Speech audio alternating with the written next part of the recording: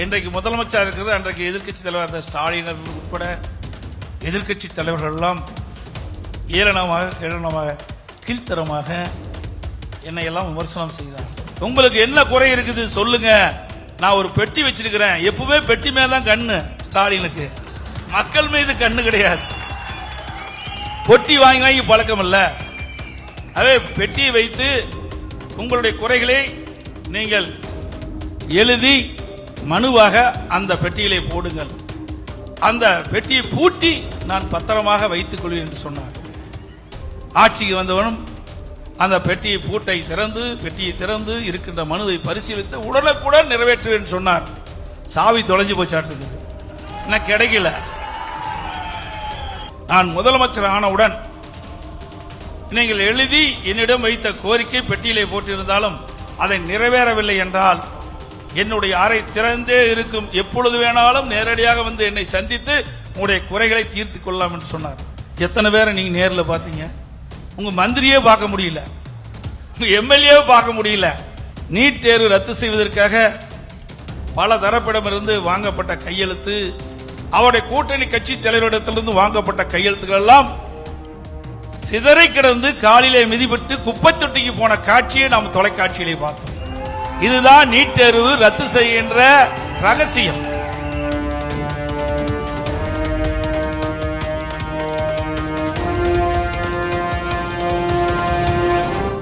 இதே புரட்சி தலைவி அம்மா அவர்கள் மறைவுக்கு பிறகு நான் முதலமைச்சரா தேர்ந்தெடுக்கின்ற பொழுது எவ்வளவு பிரச்சனை என்பது உங்களுக்கு நாடே அறியும்.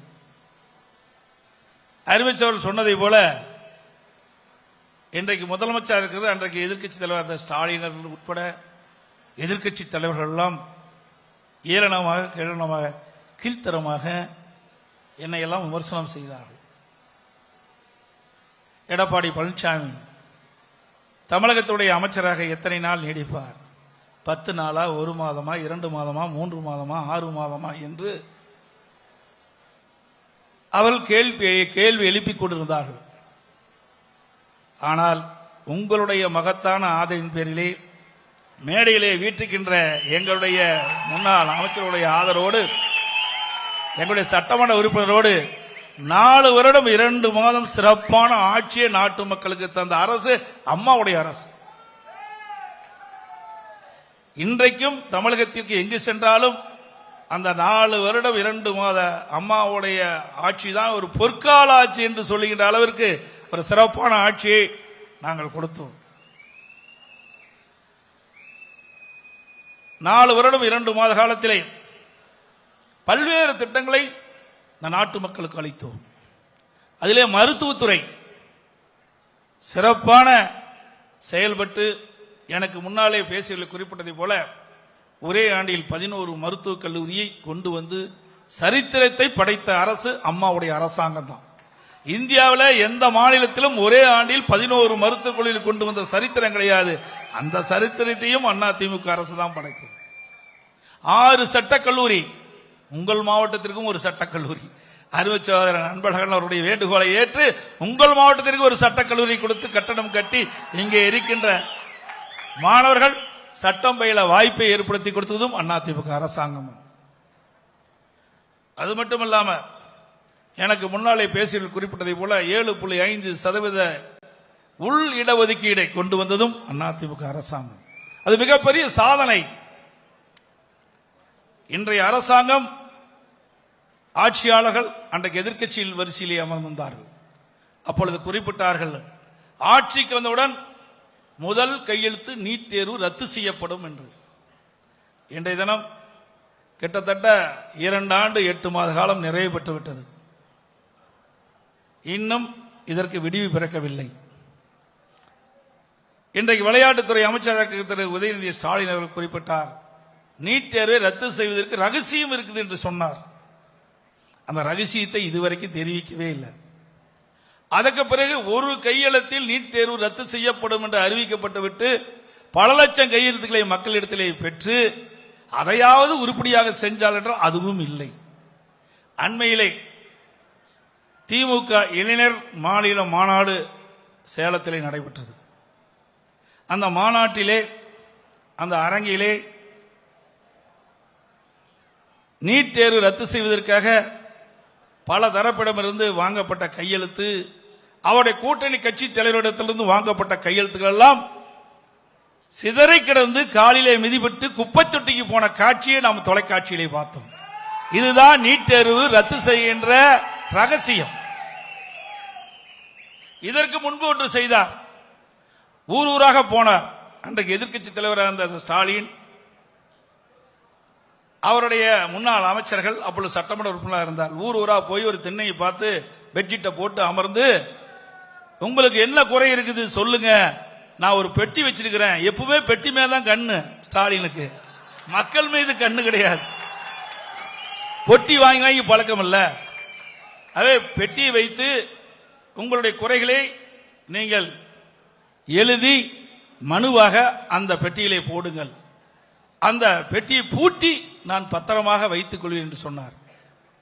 ஆட்சிக்கு வந்தவனும் அந்த பெட்டியை பெட்டியை திறந்து இருக்கின்ற மனுவை பரிசீலித்து உடனுக்குடன் நிறைவேற்றுவேன் சொன்னார். சாவி தொலைஞ்சு போச்சாட்டு இருக்குது, இன்னும் கிடைக்கல. எப்படி தந்திரமாக கவர்ச்சியாக மக்களிடத்திலே பேசி மக்களை கவர்ந்து மக்களை ஏமாற்றி ஆட்சிக்கு வந்தால் என்பதை நீங்கள் எண்ணி பார்க்க வேண்டும். அதற்கு பிறகு மற்றொன்றையும் சொன்னார். நான் முதலமைச்சர் ஆனவுடன் நீங்கள் எழுதி என்னிடம் வைத்த கோரிக்கை பெட்டியிலே போட்டிருந்தாலும் அதை நிறைவேறவில்லை என்றால் என்னுடைய அறை திறந்தே இருக்கும், எப்பொழுது வேணாலும் நேரடியாக வந்து என்னை சந்தித்து உங்களுடைய குறைகளை தீர்த்து கொள்ளலாம் என்று சொன்னார். எத்தனை பேரை நீங்க நேரில் பார்த்தீங்க? உங்க மந்திரியே பார்க்க முடியல, உங்க எம்எல்ஏ பார்க்க முடியல.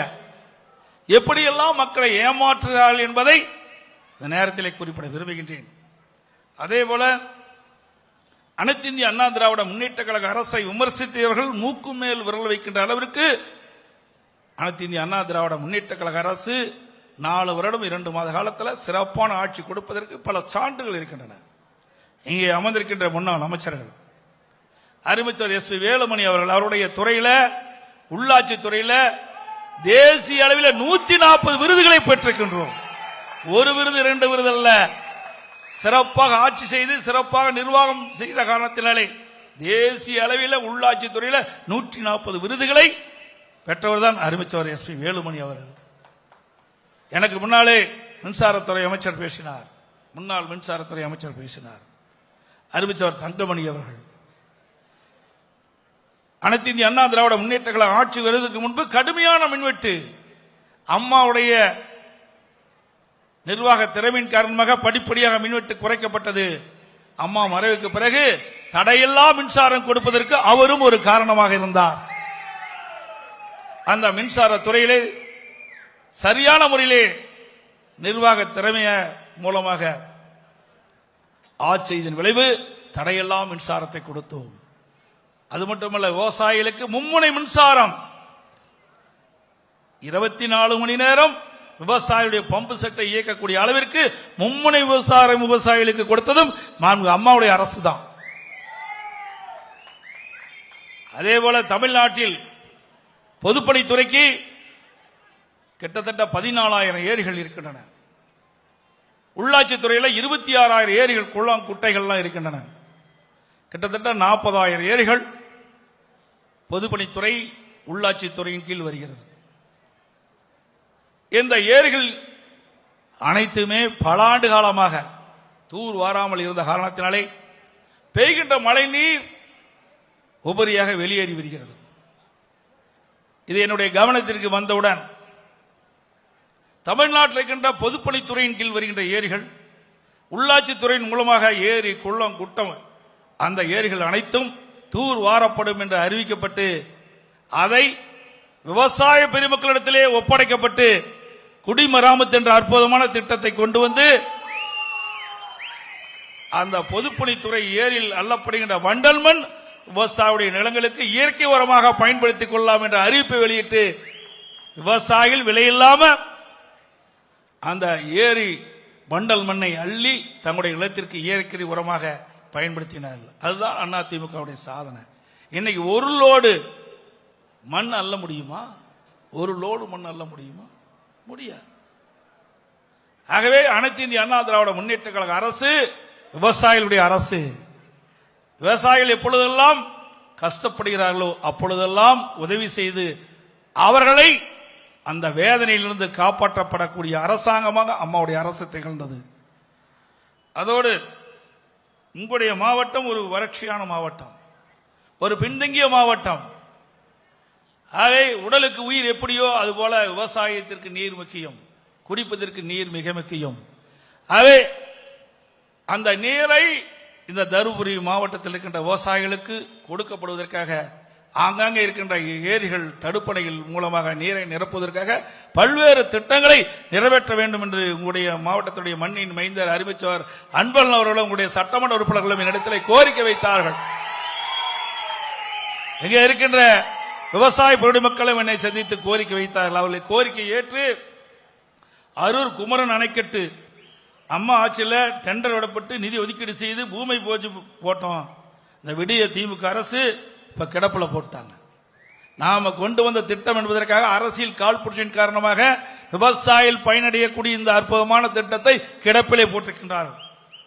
தென்பெண்ணை ஆற்றின் உபரி நீரை ஈசம்பாடி அணைக்கட்டில் இருந்து நீரேற்று மூலமாக 70 ஏரிகளுக்கு நீர் கொண்டு சென்று நீர் நிரப்ப ஆய்வு செய்து நிதி ஒதுக்கீடு செய்து அம்மாவின் அரசு. ஆனால் திமுக அரசு அந்த திட்டத்திலும் கிடப்பிலே போட்டுள்ளது. அதேபோல இணைக்கல் புதூர் அணைக்கட்டு டு தூம்பலகல்லி டேம் வரை 36 தடுப்பணை 35 ஏரிகள் நீர் நிரப்புவதற்காக டெண்டர் விடப்பட்டு அந்த பணி வேகமாக துரிதமாக அம்மாவுடைய அரசு செயல்படுத்தி வந்தது. இன்றைய தினம் ஆமை வேகத்தில் நடைபெற்றுக் கொண்டிருக்கின்றது. அதேபோல அலியாலம் அணைக்கட்டு டு தூள்செட்டி ஏரி நீர் நிரப்ப டெண்டர் விடப்பட்டு தற்போது 5% பணி மட்டும் நிறைவேற்றப்பட்டிருக்கிறது. இதுவும் அரசியல் காழ்ப்புணர்ச்சியின் காரணமாக மக்கள் விரோத ஆட்சி கிடப்பிலே போடப்பட்டிருக்கிறது. ஜர்தலாவ் கால்வாய் 5000 மீட்டர் டு புலிக்கரை ஏரி வரை 14 ஏரி நீர் நிரப்ப டெண்டர் விடப்பட்டு அதுவும் அந்த பணியும் ஆமை வேகத்தில் நடைபெற்றுக் கொண்டிருக்கிறது. ஆகவே இன்றைக்கு அனைத்து இந்திய அண்ணா திராவிட முன்னேற்ற கழக அரசு இந்த வறட்சியான பகுதியில் இருக்கின்ற மக்களுக்கு ஆங்காங்கே இருக்கின்ற ஏரிகள் மூலமாக நீரை நிரப்பி தடுப்பணைகளை நீரை தேக்கி நிலத்தி நீரை உயர்த்தி வேளாண் பெருமக்களுக்கு தேவையான நீர் கொடுக்கப்பட வேண்டும், மக்களுக்கு தங்குதடை இல்லாமல் குடிநீர் கிடைக்க என்பதற்காகத்தான் இந்த திட்டத்தை எல்லாம் நாங்கள் கொண்டு வந்தோம். ஆனால் அத்தனை திட்டத்தையும் இன்றைக்கு கிடப்பிலே போட்டிருக்கின்றார்கள். சில திட்டங்கள் ஆமை வேகத்தில் நடைபெற்றுக் கொண்டிருக்கின்றன என்பதை நீங்கள் எண்ணி பார்க்க வேண்டும்.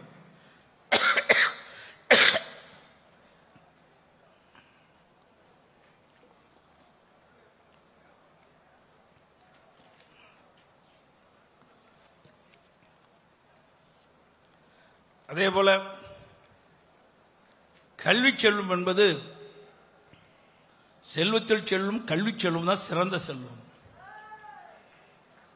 நம் உயிர் உள்ளவரை நம்மோடு ஒட்டி இருக்கின்ற ஒரே செல்வம் கல்வி செல்வம் ஒன்றுதான், வேற எந்த செல்வமே இல்லை. கல்வி கற்றோருக்கு சென்ற இடமெல்லாம் புகழ் என்று சொல்வார்கள். அப்படிப்பட்ட அந்த கல்வியை இன்றைக்கு இந்த மாவட்ட மக்களுக்கு சந்திரசேகரன் அவர்கள் வழங்குவதற்காக இந்த பயிற்சி மையத்தை துவங்கியிருக்கின்றார்கள் என்று சொன்னால் அது மிகையாகாது. இந்த சங்கம் சீரோடும் சிறப்போடும் விளங்குவதற்கு மனமுகுந்து நிதி வழங்கிய அத்தனை நல்ல உள்ளங்களுக்கும் இந்த நேரத்திலே நன்றியை தெரிவித்துக் கொள்ள கடமைப்பட்டிருக்கின்றேன். அதோடு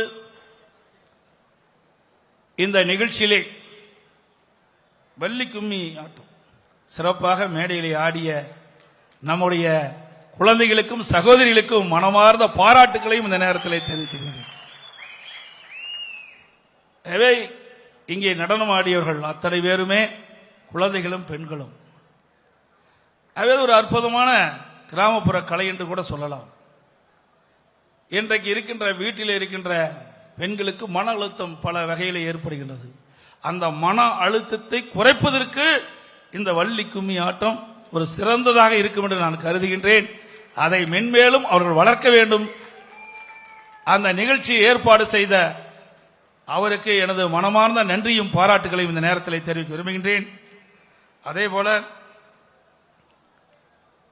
இந்த கொங்கு வேளாளர் கவுண்டருடைய சங்கத்தின் மூலமாக இன்றைய தினம் கொங்கு பல்நோக்கு பயிற்சி ஆலயம் மென்மேலும் வளர்ந்து இந்த வறட்சியான பின்தங்கிய மாவட்டத்தில் இருக்கின்ற இளைஞர்கள் மாணவர்கள் உயர்ந்த நிலைக்கு வருவதற்கு அடித்தளமாக இது திகழ வேண்டும் என்று வாழ்த்தி வாய்ப்புக்கு நன்றி கூறி விடைபெறுகின்றேன். நன்றி, வணக்கம்.